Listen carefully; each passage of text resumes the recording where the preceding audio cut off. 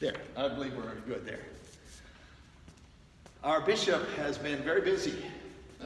The week before last, he sent out an email to all the clergy with a video that he made telling about precautions that we could take to prevent the spread of the coronavirus. And then last Tuesday, he sent out another email to all the clergy and giving us tons of resources, all kinds of links about public health postings and other things to learn about the coronavirus. And then on Wednesday, he sent out another email to all the clergy. And this time he said, I am requiring of all the clergy in this diocese a number of things. No more wine at communion. Only the bread will be given. No passing of the offertory plates from hand to hand. No water in the font. No Eucharistic visitors will go out to the sick.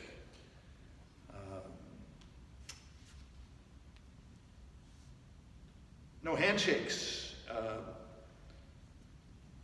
No hugs during the peace, so we're not going to be touching each other.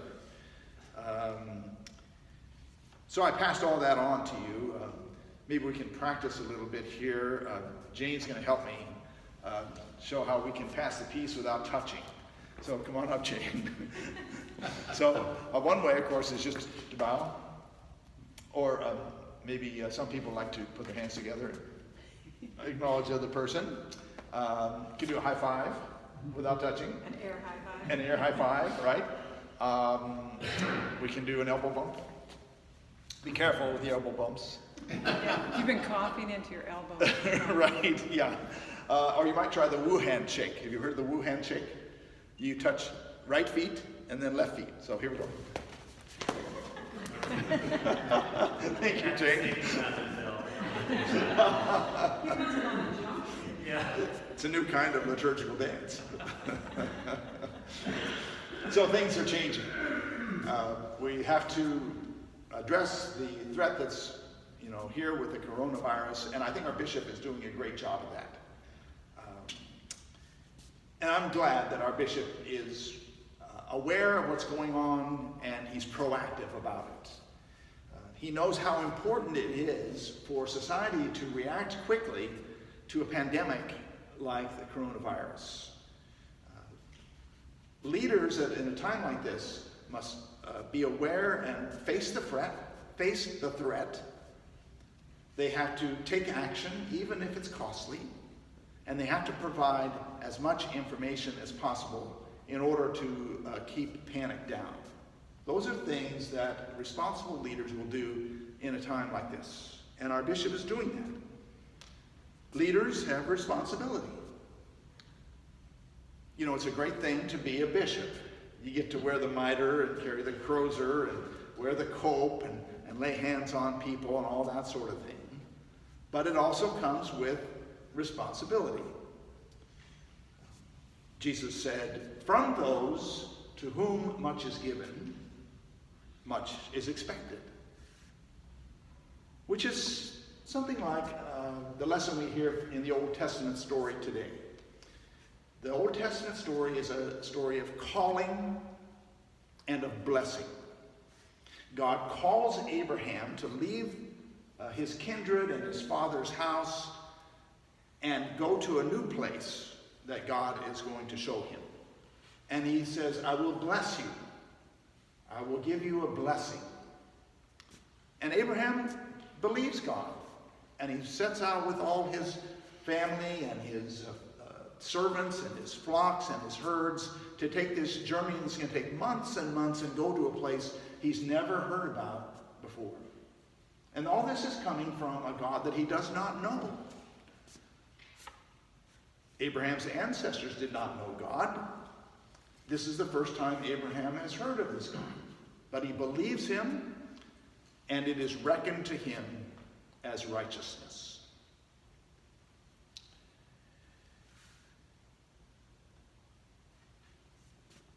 Now God calls Abraham, and he blesses him, but God adds something to that blessing. He says, I will make your name great, and I will bless you, and in you all the families of the earth will be blessed. Abraham says, wait a second. All the families of the earth will be blessed in me?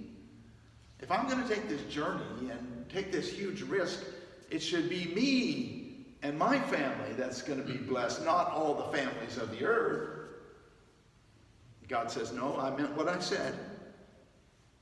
In you, all the families of the earth will be blessed. You're blessed to be a blessing. It's not just you and your family that's going to be blessed, but all the families of the earth are going to be blessed through you.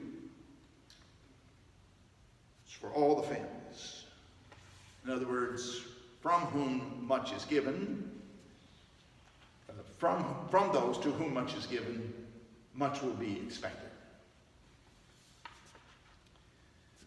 My dad grew up in a military family, and when he was a kid, they moved around a lot. But when he was a teenager, they settled in San Antonio, Texas, and my father became a Boy Scout. His dad, my grandpa, was a scoutmaster, and my dad loved the Scouts. He loved the camping and the merit badges and the meetings and the whole bit, the uniforms. He went to college in Colorado State University. He took ROTC, and when he graduated in 1943, he was commissioned as the second lieutenant, and he served in World War II at the last months in Germany. And when he got done, he came back to the States, and he wanted to go back to Colorado. He loved Colorado. So he got a job cutting trees for the ski slopes at Arapahoe Ski Basin in the mountains west of Denver. But he broke his ankle, and he had to be the cook for the crew, which he did not like doing. My dad was a small man. He had thin bones, and he realized he was just not cut out for physical labor. So he took one of those vocational tests to see, what he would be good at, and they said, well, you would be good as a counselor or a social worker or something like that. So he got to thinking, and he thought, Boy Scouts. So he went to the training center for the National Boy Scouts in New Brunswick, New Jersey. And he was trained to be a field executive for the Boy Scouts, and that was his career for the rest of his life. My dad believed in the Boy Scouts. He thought that Boy Scouts made young men into good citizens. And that was why it was it was my dad's calling to do that, because he believed it was so important. In the summers, Dad would be the director of the Boy Scout summer camp. And when I was little, I could tag along with him and be with him. And I remember him talking to the staff. These were young guys who were the camp counselors and had come from college or somewhere else to be the camp counselors. And he'd get in front of them and he'd say, now men, we're here to make good citizens out of these boys.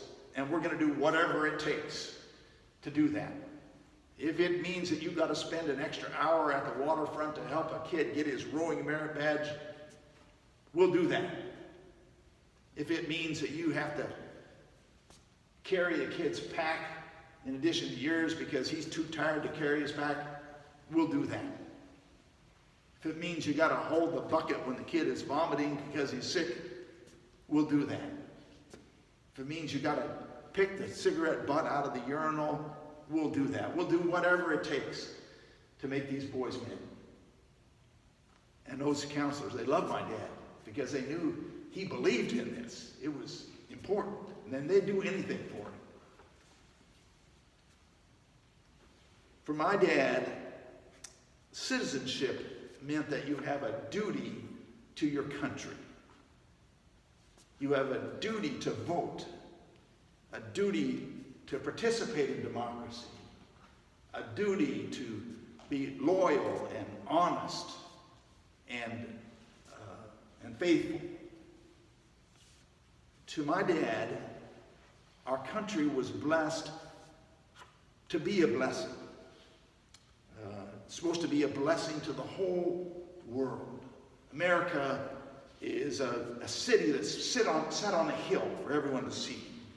America has lit the torch of freedom for other countries to pick up. America is a model of democracy for other countries to imitate. In other words, we're blessed. And we're blessed not just for ourselves, but to be a blessing to the whole world.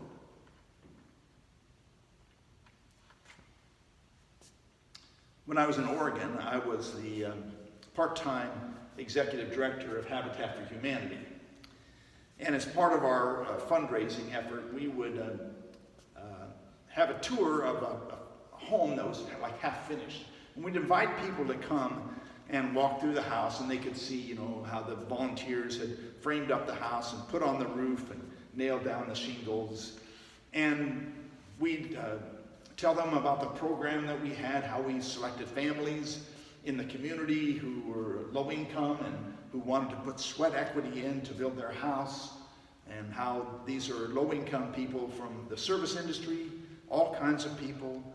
We had some families that were Guatemalan, wonderful, they're real short people, brown faces, these adorable kids, and they really wanted that house. And we would tell these people on the tour about the finances. We'd say that, we could build a house for about $50,000 in actual cash donations, because we got a grant from HUD to pay for the land. We had donations from businesses for materials and for labor. And of course, we had all the free labor of our volunteers. So it didn't really cost us that much to build a whole house for a family that needed a home. Well, on one of these tours, a man drove up in this huge RV, big recreational vehicle. It was just enormous, just gleaming. And he said, "Come on in, I want to show you my RV." And he gave me a tour. I mean, it was like a yacht in there, gleaming woodwork and stainless steel and everything. I mean, it's amazing. And he said, "Yeah, I had this RV custom made in Junction City. It cost me $350,000. And he said, "I built a garage for it on my property. It cost me $30,000 so I keep this out of the rain in the winter. I got 10 acres out there, so I got plenty of room for the garage." And I'm thinking, $350,000. That'd buy 7 houses from Habitat for Humanity and put 7 families into their homes. He said, yeah, he says, I've been blessed. So he came in and he took the tour with all the other people there, and when he was done, he went out to his RV, and I tagged along, and I said, "Do you think you could give a donation to Habitat for Humanity?" He said, "Oh, sure, just a sec." And he went into his RV, and he came out, and he handed me a check, and he drove off. I looked at the check, $25. I thought, yeah, you're blessed, all right. But you don't understand that you're blessed to be a blessing to other people, to all the families of the earth, to all the families of the earth.